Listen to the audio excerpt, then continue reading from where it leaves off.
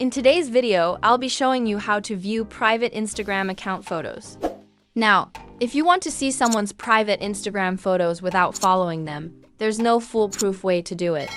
But don't worry, I'll share a few methods that could work.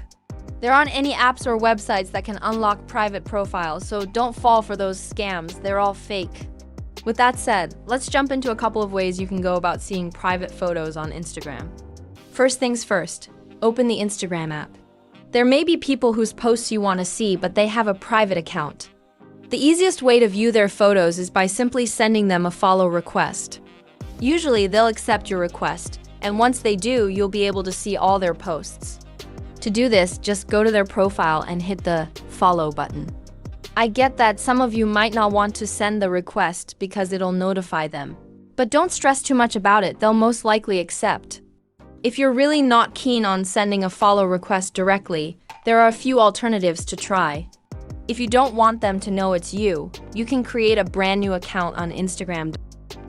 To do this, go to your profile, tap your profile picture in the bottom right, then create a new account.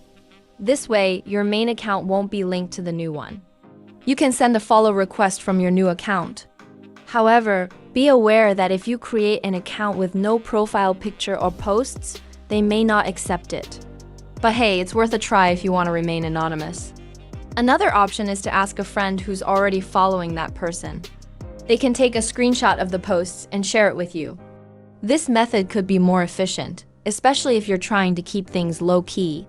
But in the end, the simplest and most reliable way to see someone's private posts is by sending them a follow request. Most of the time they'll accept, and then you can view their content. I hope this video helps. If you found it useful, please hit the like button, subscribe, and feel free to leave any questions you have in the comments. I'll do my best to answer them. Thanks for watching.